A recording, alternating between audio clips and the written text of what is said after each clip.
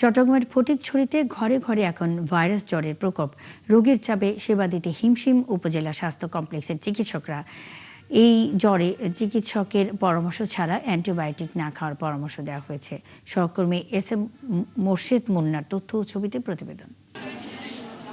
চট্টগ্রামের ফটিকছড়ির ঘরে ঘরে ছড়িয়ে পড়ছে ভাইরাস জ্বরের প্রকোপ। চিকিৎসকরা বলছেন, ঋতু পরিবর্তনের কারণে ভাইরাসের সংক্রমণ বাড়ছে। রোগীর স্বজনরা বলছেন, জ্বরে শিশুদের 105 ডিগ্রি পর্যন্ত তাপমাত্রা ওঠে। তাপমাত্রা কমাতে জলপট্টি দিয়েও কাজ হচ্ছে না। অনেক সময় শরীরে উঠছে খিঁচুনি। প্রতিটা ঘরে ঘরে মানে খাওয়া ফাঁসি গদ ধরে আর বাচ্চারা যাচ্ছে এক সপ্তাহে মানে নজা কয়েকদিন আগে চিকিৎসা এগুলো জ্বর কমতেছে উঠতেছে যাচ্ছে না।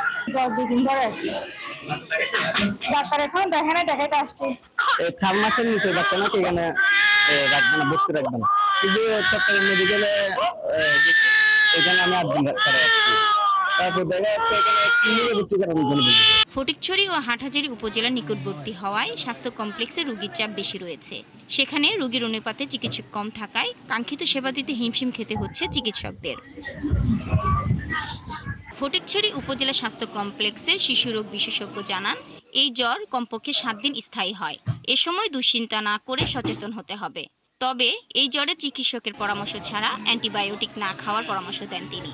আমার যে অবজারভেশন, প্রত্যেকটা রোগী একদম সবাই শিক্ষিত থেকে অশিক্ষিত সবাই 2 থেকে 3টা অ্যান্টিবায়োটিক ইউজ করতেছেন 5 থেকে 7 দিনের মধ্যে। একদিন 2 দিন না কমলে চেঞ্জ করে আরেকটা অ্যান্টিবায়োটিক, সেটা কোনোভাবেই গ্রহণযোগ্য না। এভাবে অ্যান্টিবায়োটিক যদি আমরা ইউজ করি তাহলে অ্যান্টিবায়োটিকের যে কার্যকারিতা সেটা অনেক কমে যাবে। আবহাওয়া পরিবর্তনের কারণে ওই 2 জেলায় ভাইরাস জ্বরের প্রকোপ বাড়ছে বলে জানান সংশ্লিষ্টরা। শাকিলা সিথি, ৭১।